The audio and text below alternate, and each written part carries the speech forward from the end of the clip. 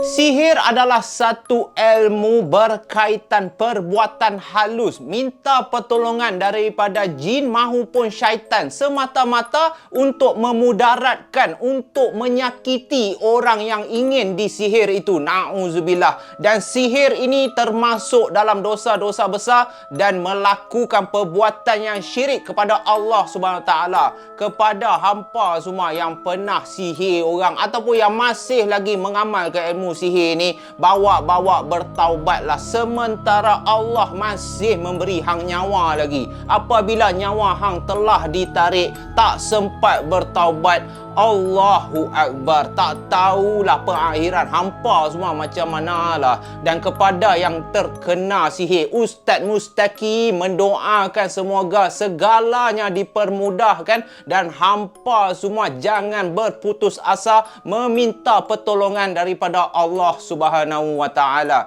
Jadi sebelum kita mulakan cerita pada malam ni, bukan tazkirah, cerita pada malam ni berkaitan sihir, marilah kita beramai-ramai terlebih dahulu membacakan selawat Nurul Mubin. Semoga dengan selawat ini dapat kita menghindari diri kita dan keluarga kita daripada terkena sihir, insya-Allah. A'udzubillahi minasyaitonirrajim. Bismillahirrahmanirrahim. Sallallahu rabbuna 'alan nuril mubin Ahmad al-Mustafa Sayyidil mursalin. Sallallahu rabbuna 'alan nuril mubin Ahmad al-Mustafa Sayyidil mursalin. Sallallahu rabbuna 'alan nuril mubin Ahmad al-Mustafa Sayyidil mursalin.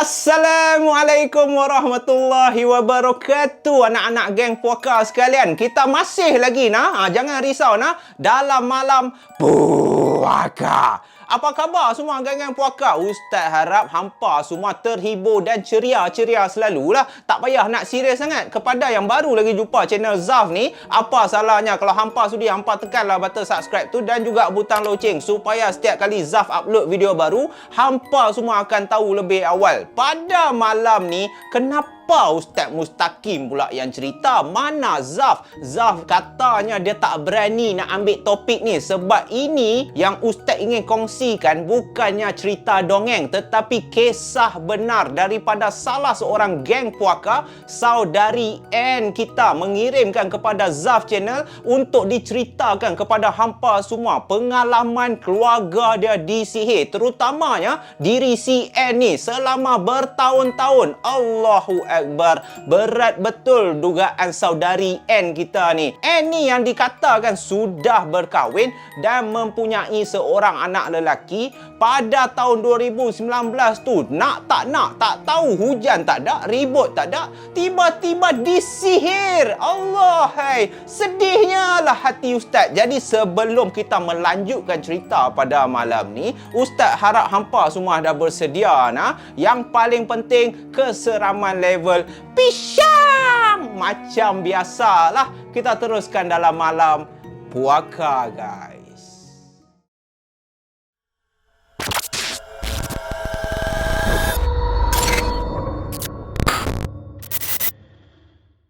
Peristiwa yang Ustaz nak kongsi dia hampa ni semua berlaku kepada diri N sendiri. Dikatakan pada penghujung tahun 2019 tu. Tetapi sebelum Ustaz nak ceritakan pasal kejadian tu, kita kena tahu hubungan di antara N dengan laki dia si Badrul ni sejak tahun 2016 lagi. Mereka dah tak duduk sekali dah. Tapi bukan sebab gaduh ke apa. Hampa tak payah gelabah sangat. Diorang PJJ, perhubungan jarak jauh tu, sebab laki dah terpaksa bekerja di satu daerah daerah yang memang jauh. Contohnya, Ann ni tinggal kat Selangor, laki dah sejak tahun 2016 tu terpaksa pergi ke Johor Bahru dan menetap kat sana sebab bukannya kahwin lari ke apa. Hampa jangan fitnah macam tu. Laki dia ada urusan kerja lah. Jadi Ann ni akan tinggal bersama anak lelaki dia yang pada masa tu berumur 9 tahun bernama Aiman ni. Jadi nak dijadikan cerita, pada penghujung tahun 2019 tu, dekat kawasan perumahan si Ann ni adalah kenalan-kenalan dia buat satu majlis kesyukuran. Jadi pada malam tu, Ann bawa anak bongsu dia ni pergilah ke majlis kesyukuran tu dengan meriah-meriah ramai orang tu kan. Tengah berborak-berborak, Ann ni tengah membawang dengan makcik-makcik, dengan saudara-saudari apa semua. Dan budak-budak biasalah, anak si Ann ni adalah pergi bermain dekat luar rumah, main kayuh basikal dengan kenalan-kenalan dia dengan budak-budak lain kan. Tiba-tiba kedengaran bunyi tangisan kat luar rumah tu. Jadi Ann ni dia risau lah, anak aku kah menangis kan? Si Aiman ni kah menangis? Jadi Ann ni bersama tetamu-tetamu lain keluarlah nak tengok anak siapa yang nangis tu. Rupa-rupanya bukan si Aiman yang nangis, adalah anak salah seorang tetamu yang datang pada malam tu. Budak yang berusia 14 tahun ni, bila semua tetamu keluar, tengok dia dah jatuh basikal dah. Lutut dah berdarah-darah, sebab itulah menangis. Dan dah disaksikan oleh orang ataupun tetamu yang duduk kat luar tu. Apabila Ann tanya, macam mana budak ni boleh berdarah kaki ni? Anak aku kah yang buat? Tetamu lain cakap, tak, jangan risau. Budak ni dia jatuh sendiri.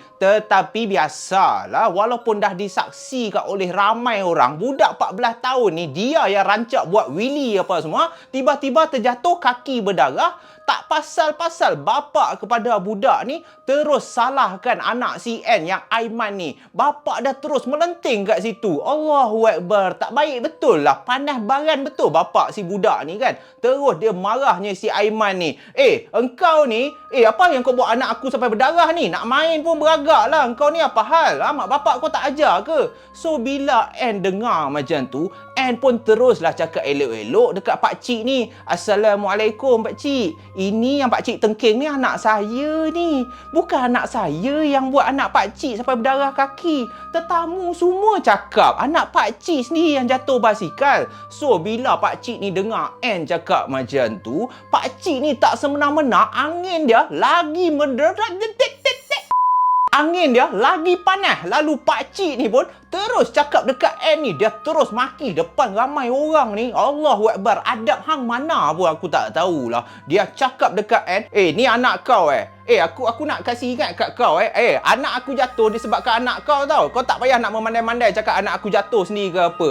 Yang kau ni reti buat anak, tak reti jaga apa hal. Ajar sikit anak kau ni, jangan berlembut sangat. Aku ni dah cukup baik tau. Aku malas nak tengking hang kat sini. Tapi sebab hang biadab dengan aku, hang tunggu tau. Hang jangan ingat perkara ni settle malam ni je. Aku peduli apa ramai orang tengok ke apa. Hang tunggu, hang siap hang. Hang ingat aku tak kenal hang ke? Terus marah macam tu. Ann ni dah tersipu-sipu dah. Tak pasal-pasal si Aiman ni, anak si Ann ni dah menangis dah. Sebab apa? Sebab kena tengking dengan pakcik yang tak tahu hala ni tau. So keadaan dah macam tu, Ann ni pun muka dia dah tebal. Lepas daripada dah kena tengking dengan pakcik ni, Ann pun minta diri untuk pulang ke rumah lah. Jadi Ann ingatkan kejadian tu biasa sajalah. Ada salah faham kecil-kecil kan. Kemungkinan pakcik tu baru bergaduh dengan bini dia ke apa. Ann tak ada lah simpan dalam hati. Tetapi apa yang Ann tak sangka, kejadian pada malam tu lah yang akan mengubah hidup dia sepanjang tahun 2019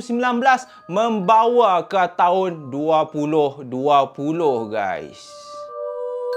Selepas peristiwa Ann ni ditengking oleh pakcik yang tak tahu hala tu tadi, Ann ni pun dah lupa dah. Dia ingatkan peristiwa tu setakat malam tu saja. Dia tak pernah sangka pun akan terjadinya sesuatu dalam kehidupan dia. Selepas 2 minggu, Ann ni pun hidup macam biasa. Sekali-sekala kalau dia rindu laki dia, si Ann ni akan call lah laki dia. Laki dia pun akan tanyalah khabar isteri dia ni kan. Dah nama pun perhubungan jarak jauh tu. Hampa ingat senang ke? Laki dah kadang-kadang menangis call si Ann ni. Baby, maafkan abang baby. I miss you so much. Ann ni pun cakap lah kat lelaki dia, tak apa lah bang, nak buat macam mana. Dah rezeki abang kat Johor Bahru, tak apa bang. Saya menjalankan tanggungjawab menjaga anak kita sebaik boleh bang. I miss you baby, I miss you baby. Itulah rutin harian dia. Tapi dalam keceriaan tu, dalam cintan-cintun si Ann bersama laki dia ni, adalah terjadinya satu kejadian. Dikatakan ada satu malam ni, Ann tiba-tiba dia dapat satu mimpi. Dan mimpi ni memang cukup pelik, lain daripada lain. Dikatakan dalam mimpi tu, Ann ni dia nak menyeberangi satu jambatan ni. Tiba-tiba ada dekat jambatan kan. Dan jambatan ni dekat bawah dia ada air sungai yang sungguh deras lalu kat bawah jambatan tu. So bila dia berjalan ke atas jambatan tu, tiba-tiba dia ternampak ada satu baby dekat atas jambatan tu. Macam orang tinggal anak, tak tahulah siapa buang kan. So Ann ni pun bila nampak baby tu ada kat atas jambatan tu, Ann pun angkatlah baby tu. Dalam hati si Ann, comel juga engkau ni ya. Siapa yang buang engkau ini? Lalu Ann pun tak tahu kenapa dia ceritakan dalam mimpi tu, walaupun anak kecil ataupun baby tu sungguh comel, sungguh kesian Ann tengok, tetapi dia rasa macam nak rendam je. Dia rasa macam, aku patut lemaskan engkau ini. Dia rasa macam nak lemaskan baby tu. Tak tahu kenapa dalam mimpi itulah. So Ann pun sewaktu dia dah nak campak baby tu ke dalam air sungai yang deras tu tadi, tiba-tiba baby tu boleh bercakap pula. Wallahualam lah, tak tahulah kan. Dan nama pun mimpi lah. Baby ni bercakap kat Ann. Ann, apa hal yang kau nak buang aku ini? Aku kecil lagi. Janganlah buang aku. Aku comel tau. Ambil aku. Lalu Ann pun bila tengok baby tu boleh bercakap, betul juga cakap engkau ya Cok. Engkau ni comel juga ya. Patutkah aku bawa balik ataupun aku rasa macam mau lemaskan kau. Tetapi baby tu berkali-kali pujuk si Ann ni, janganlah buang aku. Kenapa engkau ni? Kenapa kau kejam sangat ni? Aku kecil lagi, aku mana pandai berenang. Lalu Ann pun ambil lah baby tu. Selepas dah berborak dalam 15 minit bersama baby tu, Ann pun tak sampai hati. Lalu Ann pun bawa lah baby tu balik. Dan tiba-tiba dia tersedar daripada mimpi dia. Ann menggigil satu badan. Sebab apa? Sebab dia tahu itulah kesalahan yang paling besar dia buat. Sepatutnya dalam mimpi tu, dia campak je baby tu ke dalam sungai. Sebab itu salah satu petanda yang Ann ni pernah dapat daripada seorang ustaz. Ustaz pernah cakap, kalau hang mimpi dapat seorang bayi ataupun mimpi bayi tu ada tiba-tiba nak dekat hang ke apa, itu tandanya yang kalau hang ambil bayi tu, hang dah pun terkena sihir. Allahu Akbar. Itulah yang membuatkan Ann takut sebaik sahaja dia bangun daripada tidur. Sebab apa? Sebab dalam mimpi tu memang dia ambil baby tu bawa balik. Jadi hati Ann ni dia dah tahu dah, ya Allah ya Tuhanku, aku dah terkena sihir. Walaupun Ann telah mendapat satu mimpi yang cukup menakutkan diri dia, tetapi dia langsung tak berniat untuk bagi tahu suami dia pasal mimpi yang dia dapat tu. Sebab apa? Sebab dia kesian dekat laki dia. Biasalah laki dia duduk kat Johor Bahru. Kan nanti kalau dia bagi tahu yang dia mimpi dapat seorang bayi tu, tak pasal-pasal menyusahkan laki dia. Dah susah dah laki dia terpaksa daripada Johor balik ke rumah sebab risau apa semua. So Ann pun mendiamkan dirilah. Bagi dia, alah ini tak ada apalah ni, mungkin aku saja yang banyak fikir. Bila masuk sahaja Januari tahun 2020 tu, tiba-tiba dikatakan ada satu hari ni Ann ni demam panas sesema, batuk apa semua. Badan dia memang lesu betul selama berminggu-minggu. Jadi bila dia dah sakit macam tu, pada awalnya dia tak fikir pun yang dia terkena sihir ke apa. Bagi dia kemungkinan aku terkena COVID-19. Jadi dia pun pergi ke klinik, dia pun pergi buat medical check up apa semua, dan dah disahkan bahawa alhamdulillah Ann ni negatif daripada COVID-19. Jadi Ann ni rasa lega lah sikit. Sebab dia takut lah kalau dia terkena COVID, dah lah dia ada anak kecil tu yang bernama Aiman tu kan. So dia lebih risaukan keadaan anak dia, kan nanti berjangkit ke apa semua. Tetapi bila pihak hospital bagi tahu dia yang dia negatif COVID-19, N ni pun tak ada fikir melalut pun. Dia fikirkan, oh kemungkinan aku ni kerja keras sangat kot, sebab itulah aku demam panas. So dia biarkan saja. Dia berjalani kehidupan dia macam biasa. Tetapi makin lama makin teruk, makin teruk, makin teruk. Dikatakan selepas dia demam tu, selepas dia dah baik apa semua, kali ni mood dia pula berubah. Perwatakan dia daripada seorang yang ceria, daripada seorang ibu yang penyayang, tak pasal-pasal dia jadi panas baran. Aiman terna tengking sehingga kan apa yang teruk, perangai si N ni mula berubah. Dikatakan sehingga dia terpaksa dibuang kerja tu. Apa yang berlaku? Manalah tak kena buang kerja. Kalau hampa dengar pun perubahan sikap si N dekat tempat kerja ni, Allahu Akbar. Dia 2 kali ada cubaan nak bakar office dia. Hui, teruk betul. 2 kali dah dia pernah ditangkap, dia cuba nak bakar satu pejabat dia tu. Bila kawan-kawan dia tanya, yang hang ni gila ke apa kan? Hang ni kalau benci betul pun kerja kat sini, hang apa hal yang sampai nak bakar ni? Tapi dia tak tahu kenapa. Dia rasa macam, aku rasa macam nak bakar saja office ini. Aku memang tak suka kerja sini. Dan nak bertambah teruk itu okey lagi. 3 kali cubaan, dia cuba nak bunuh bos kat tempat kerja dia tu. Menggunakan apa? Menggunakan gunting. Nasib baiklah beberapa kawan pejabat CN ni berjaya halang CN ni. Dia dah pegang dah, dia dah masuk dah bilik bos dia. Tapi bila pekerja-pekerja lain nampak yang N bawa pisau ataupun bawa gunting tu masuk office, terus masing-masing tangkap CN ni. Sebab itulah dia dibuangkan kerja daripada tak sihat. Sekarang ni perubahan sikap dia telah membuatkan si N ni dah tak ada pendapatan dah. Dan bila laki dah dapat tahu yang N ni kena buang kerja, manalah laki dah tak terkejut, manalah laki dah tak pening kepala. Beberapa kali laki dah cakap, sayang macam ni lah sayang. Kalau hang ni kan dah selalu buat masalah macam ni, abang pun dengar yang hang asyik marah si Aiman tu je. Tak apalah, abang balik dah. Kemungkinan sebab hang ni rindu sangat ke, tak apa abang balik. Tetapi dihalang oleh N ni. Tak payah bang, abang cari rezeki kat Johor tu, abang kerja elok-elok je kat sana. Tak apa, saya okey, saya okey. Kemungkinan sebab hormon, biasalah bang, saya datang bulan ke, sebab saya banyak sangat fikir bang. Tak apa bang, saya banyak selawat, saya banyak solat apa semua. Saya minta ke Allah lah supaya hati saya ni kembali bersih balik. Dan apabila N melakukan perkara-perkara macam tu, solat tak tinggal, setiap malam baca surah Al-Baqarah, surah ayat kursi, 3 kul, gangguan tu makin lama makin teruk. Seolah-olah setiap amal ibadat yang N ni buat, benda yang cuba nak mengacau hidup si N ni bertambah kuat, bertambah kuat, bertambah kuat. Dan kalau korang nak tahu, yang lagi menakutkan, dikatakan kehidupan si N ni makin lama macam mayat hidup. Yang dahulunya dia boleh berjalan, sekarang ni dia dah tak mampu berjalan dah. 24 jam dekat rumah tu, tak tahu kenapa buat kerja rumah sikit pun dia dah rasa penat, dia rasa nak tidur, dia rasa nak tidur, dia rasa nak tidur. Dan setiap kali dia tidur, ini yang menakutkan. Korang nak tahu tak macam mana cara si N ni tidur? Cara Kak N ni tidur memang lain daripada lain. Boleh dikatakan setiap malam hampa bayangkan dia akan tidur dalam posisi macam jenazah guys. Kedua-dua belah tangan dia ni dia akan letakkan di atas dada, dan badan dia memang akan lurus sahaja. Setengah orang kan tidur kan menggeliat sana lah, macam isteri hampa semua lah. Awal-awal kahwin tidur sopan je. Tetapi lepas dah setahun 2, tu dia tu tangan dekat atas lah. Kadang-kadang isteri hang bila bangun tidur, kaki kat atas muka hang lah apa semua.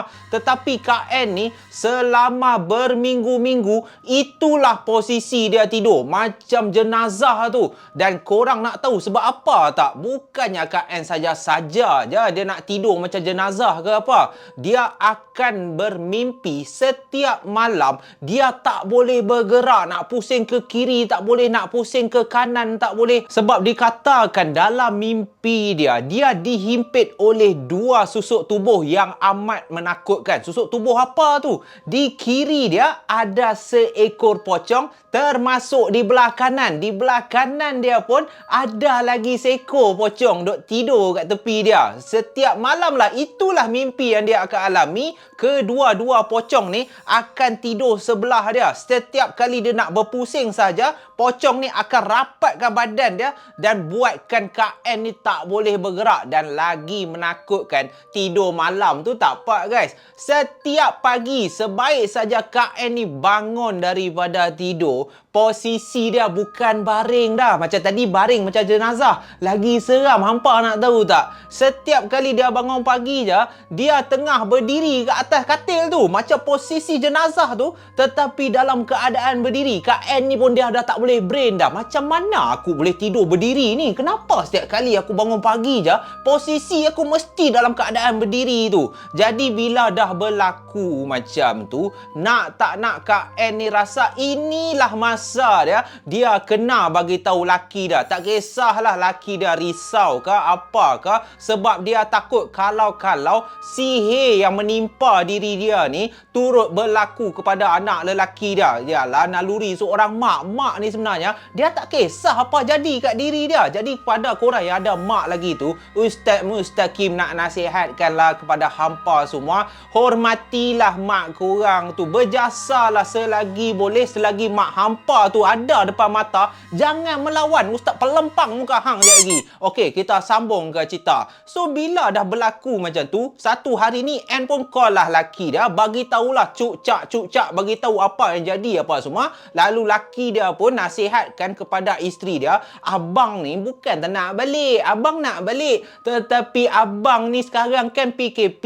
Kawasan abang ni kawasan merah, red zone ni, abang tak boleh keluar ni. Polis semua dah pasang dah kawat berduri apa semua. Abang tak boleh balik. Apa kata hang try lah call ustaz yang duduk berdekatan dari rumah kita ni. Selepas dah dinasihatkan oleh laki si N ni untuk minta pertolongan seorang ustaz, tetapi biasalah tiba-tiba COVID-19 melanda, PKP apa semua, ustaz walaupun duduk seberang rumah aja, ustaz tu tak boleh nak datang sebab ustaz tu tiba-tiba kena COVID. Ustaz yang kena COVID. So dah tak ada dah sesiapa perawat yang boleh datang. Jadi ustaz tu nasihatkan kepada Kak N ni, apa kata cubalah ruqyah diri sendiri. Kalau tak pun boleh minta pertolongan secara alternatif. Zaman sekarang ni perawat-perawat Islam dah intelligent, people of the thinking. Sebab apa?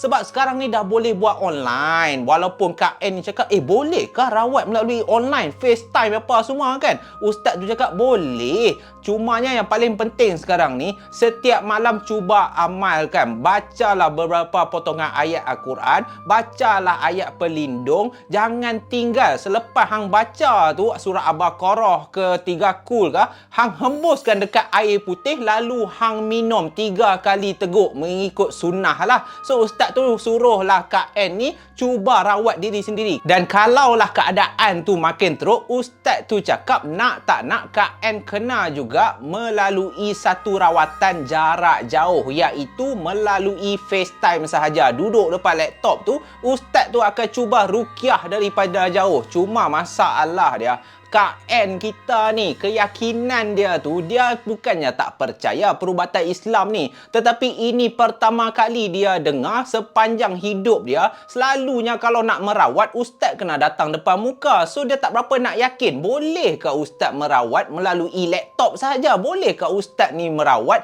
dengan jarak jauh? So keyakinan itulah yang telah membuatkan kehidupan Kak N kita ni, ataupun nama penuh dia Annabel, bertambah teruk.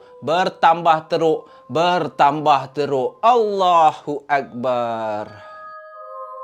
Walaupun Kak N kita ni tak berapa yakin dengan cara perubatan jarak jauh tu, tapi nak buat macam mana? Time tu PKP pula, nak rentas negeri tak boleh, nak rentas daerah tak boleh. Semua perawat-perawat ni tak mampu nak datang ke rumah Kak N kita ni. Jadi Kak N kumpul semangat dia sebab dia fikir kat anak dia, dia nak masak untuk anak dia tak boleh. Dia nak kemas rumah tak boleh. Kadang-kadang tu nak pergi tandas, Allahu Akbar. Ustaz pun dah mula sedih dah. Nak pergi tandas tu, Kak N terpaksa merangkak tu. Sebab apa? Sebab satu badan sakit. Kak N tak larat nak pergi buang air. Kadang-kadang dekat situ je lah Kak N melepas kat ruang tamu tu. Kalau dah tak tahan sangat, melepas je lah kat situ. Nak buat macam mana? Teruk Kak N kita ni disihir. Selepas dah mendapatkan rawatan dengan cara online tu, 2-3 bulan jugalah keadaan Kak N bertambah okey, tapi ada masanya sama balik. Kejap okey, kejap tak okey, kejap okey, kejap tak okey.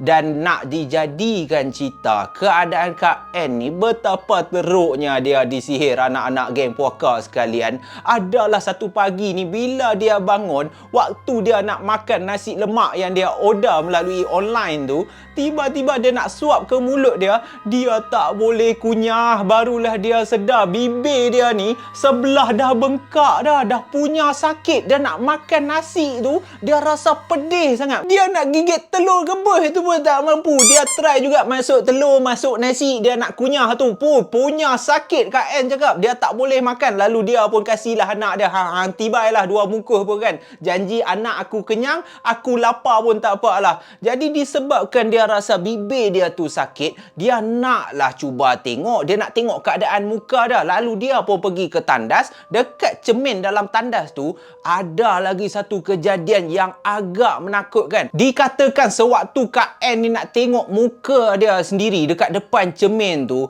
alangkah terkejutnya Kak N, biji mata dia tiba-tiba bergerak secara sendiri. Dia tak boleh kawal biji mata dia ni. Waktu dia nak tengok je, tiba-tiba biji mata dia bergerak ke arah kanan. Serap macam tu, tak memandang tepat ke arah cermin. Lalu Kak N pun paksa juga pandang ke arah cermin, tiba-tiba bergerak ke kiri pula. Seolah-olah biji mata dia ni mengelak daripada Kak N nampak muka dia sendiri. Itulah betapa teruknya sihir ataupun jin yang duduk dalam badan Kak N ni. Jadi bila dah tak boleh tengok muka sendiri, biji mata ni pun, apa hal yang kau gerak sendiri ni? Pandang je lah depan kan. Dah tak boleh buat. Kak N pun menangislah dekat dalam tandas tu. Dia dah tak tahu dah apa yang tak kena dengan hidup dia. Makan dah tak boleh. Aku nak jaga anak aku dah tak boleh. Satu badan aku sakit. Sekarang ni mata aku pula aku tak boleh kawal. Jadi bila dah bertambah teruk macam tu, Kak N pun call lah laki dia, bagi tahu laki dia yang keadaan dia dah bertambah teruk, dah macam mayat hidup dah bang. Saya tak boleh jalan. Saya tak mampu nak jaga anak kita. Saya dah teruk bang kena sihir. Lalu laki dia pun disebabkan risau, nak tak nak laki dia usaha juga untuk pulang ke rumah tu. Cumanya laki dia cakap, abang tak boleh balik sekarang sebab PKP. Tak habis-habis alasan kau PKP lah. Tulislah surat, geram pula ustaz. Sabar, Kak Ram pula masuk, sabar. Jadi laki dia cakap bukan tak boleh balik, cumanya makan masa sikit. Kalau boleh tunggu dalam seminggu, minggu depan abang akan cepat-cepat pulang ke rumah tu. Jadi dalam masa seminggu tu jugalah, sementara menantikan laki kesayangan dia ni pulang, telah berlakunya satu kejadian yang Ustaz Mustaqim boleh cakap, apabila amalan seseorang tu baik, dia tidak berputus asa dan bersabar dengan segala ketentuan yang Allah dah tentukan, telah berlakunya satu keajaiban dalam hidup kakak Annabelle kita ni. Yeah. Semasa Kak N ni tengah berehat di atas sofa dekat ruang tamu rumah dia, masa telah menunjukkan pukul 5 petang. Badan dia memang dah sakit-sakit dah. Dah puas dah dia menangis, dah puas dah dia menahan sakit. Jadi apabila dah pukul 5 petang tu, segala tingkap kat rumah tu belum dia tutup lagi. Jadi Kak N pun kuatkanlah semangat dia. Dia pun pergilah tutup tingkap sebelum maghrib datang menjelma. Lalu sewaktu Kak N tutup tingkap tu, dia nampaklah di halaman rumah dia. Dan alangkah terkejutnya Kak N ni, masa dia nak tutup tingkap tu, dia nampak dekat halaman rumah dia ada seekor ular yang berwarna hitam. Dan ular tu tengah duduk betul-betul di tengah halaman rumah Kak N kita ni. Jadi bila Kak N nampak ular hitam ni yang tengah tengok ke arah dia, Kak N pun tergamam. Lalu Kak N pun, dia dah duduk macam tu, dia tengok je ular ni. Tapi yang peliknya, Kak N perasan ular ular ni bukan ular biasa. Ular ni luar biasa. Sebab apa? Sebab betul-betul dekat atas kepala ular tu ada rambut. Ular ada rambut. Dia siap buat toncet pula kan. Kak Ann cakap dia macam ada apa? Ikat dengan tali tu. Lepas tu ada rambut. Ular ada rambut lah. Ustaz tak boleh bayang lah lagu mana kan. Tapi itulah yang dikabarkan kepada Ustaz dalam cerita si Ann ni. Jadi bila dia tengok ular yang ada rambut tu memandang tepat ke arah dia, dia dah takut dah. Dia cepat-cepat tutup tingkap tu. Sebab dia takut kalau ular tu cuba masuk ke dalam rumah. Jadi dia pun baring balik dekat atas sofa tu, tengah rehat-rehat apa semua, tiba-tiba disebabkan terlalu penat, sakit badan apa semua, Kak Ann kita ni pun terlelap lah. Dan dia mendapat satu mimpi. Di dalam mimpi Kak Ann kita ni dikatakan dia berada di dalam rumah dia, dan di hadapan dia munculnya seorang lelaki yang mengenakan jubah berwarna putih, muka yang berseri-seri dengan ada kopiah dan pegang tasbih. Lelaki yang berdiri kat hadapan dia ni terus cakap dekat Kak Ann, sekarang ni hang sabar sahaja. Apa sahaja yang menyihir hang, apa sahaja yang menyusahkan hidup hang selama ni, aku akan tolong. Kerana hang banyak bersabar, kerana hang banyak berdoa minta pertolongan daripada Allah, hari ini aku datang untuk menghalau, untuk membantu hang mengeluarkan segala sihir yang telah menyusahkan hidup hang. Lalu Kak Ann pun merayu-rayu dekat lelaki ni. Dalam mimpi tu pun Kak Ann menangis-nangis. Dia ceritakan kepada lelaki yang berjubah putih ni betapa sengsaranya hidup dia. Tak mampu nak jaga anak dia, tak mampu jadi isteri yang terbaik. Dia dah tak larat nak buat kerja rumah apa semua. Lalu lelaki yang berjubah ni pun cakaplah dekat Kak Ann, sekarang ni hang jangan cakap banyak sangat. Ni mimpi ni, kejap kan hang tersedar aku tak sempat nak rawat kan. Hang relax je lah, biarlah aku yang banyak cakap. Sekarang ni aku akan memanggil benda yang suka mengganggu hang, yang suka menyusahkan hidup hang. Jadi lelaki berjubah putih ni pun membacakan beberapa potongan ayat daripada Quran, dan secara tiba-tiba dalam mimpi tu Kak Ann boleh dengar ada satu bunyi yang teramat kuat daripada atas bumbung tu. Bunyi seolah-olah benda besar yang jatuh betul-betul ke atas bumbung tu. Dan apabila bunyi tu betul-betul jatuh dekat atas Kak Ann dah menjerit dah sebab dia teramat takut. Dan alangkah baiknya lelaki berjubah putih ni, dia terus buka salah satu bumbung tu, dan tiba-tiba ada sesuatu yang teramat besar jatuh di hadapan Kak Ann. Dan apa yang jatuh di hadapan Kak Ann tu? Tak lain tak bukan seekor ular hitam yang teramat besar. Dan ular ni adalah ular yang sama Kak Ann nampak kat halaman rumah dia. Cumanya ini saiz besar punya. Siap ada toncet tu, siap ada rambut toncet macam tu. Dan ular ni apabila nampak je lelaki berjubah putih ni, ular ni terus nak menyerang lelaki berjubah putih ni. Tetapi lelaki berjubah putih ni, dia tak elak pun. Dia melaungkan azan, dia melaungkan beberapa surah daripada Al-Quran apa semua. Dan ular ni makin kecil, makin kecil, makin kecil. Umpama ular ni dia rasa sakit, dia tak larat nak lawan lelaki berjubah putih ni. Dan apabila ular tu dah kecil macam cacing macam tu, lelaki berjubah putih ni pun terus ambil ular tu dan masukkan di dalam poket dekat jubah dia tu. Jadi bila Kak Ann nampak situasi macam tu, sebelum dia tersedar daripada mimpi, lelaki berjubah putih ni sempat cakap dekat Kak Ann, sekarang ini segala sihir yang telah terkena kepadamu telah bebas. Pertolongan ini bukanlah daripada aku, tetapi pertolongan ini adalah daripada Allah Subhanahu Wa Taala untuk hamba-Nya yang banyak bersabar di atas segala musibah dan dugaan yang dia alami. Ingatlah Annabel, engkau telah sembuh daripada sihir yang selama ini engkau tanggung. Boom! Kak Ann terus tersedar dalam keadaan berpeluh-berpeluh macam tu,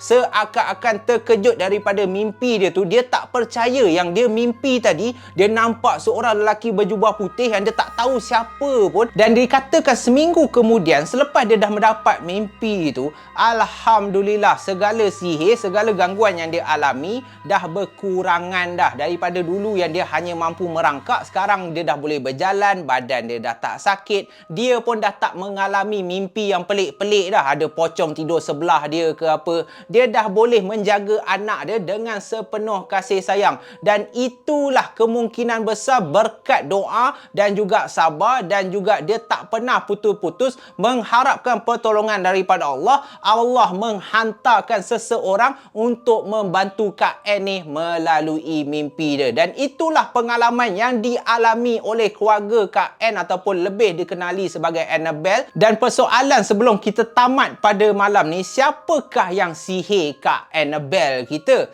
Tak lain tak bukan, yang sihir Kak Annabelle ni adalah pakcik yang anak dia umur 14 yang jatuh basikal tu. Dialah yang tak tahulah kenapa hati begitu busuk, disebabkan anak kecil je jatuh macam tu, dia sanggup menghantar sihir, merosakkan kehidupan, membuat Kak Ann kita ni tak mampu menjalankan tanggungjawab dia sebagai seorang isteri dan sebagai seorang ibu. Dan macam mana Kak Ann boleh tahu pakcik tu yang sihir dia? Sebab dalam tempoh untuk dia nak kembali normal balik tu, beberapa kali dia bermimpi, dan dalam mimpi dia tu memang dia nampak yang pakcik yang tengking dia dekat majlis kesyukuran tu meminta, menangis-nangis untuk dia maafkan segala perbuatan dia. Pakcik tu datang dalam mimpi Kak Ann, merayu dekat Kak Ann supaya ampunkan segala benda yang dia buat. Dia dah tak sanggup dah, dia dah tak larat dah nak buat benda terkutuk ni, dia dah menyesal apa semua. Tetapi sesal dahulu pendapatan, sesal kemudian tiada guna lagi pakcik. Walaupun ni Ustaz Mustaqim, engkau ni tolonglah, Allahu Akbar, dah tua tu tak payahlah main sihir. Anak kau bukannya mati pun, anak kau jatuh basikal darah secoek macam tu je, sanggup engkau mensyirikkan Allah. Allahu Akbar. Ni kalau panjang lagi ni dah jadi tazkirah dah ni, dah jadi ceramah ni. Baik Ustaz habiskan setakat ni je lah. Jadi itulah perkongsian daripada salah seorang geng puaka, dan terima kasih Kak Annabelle kita.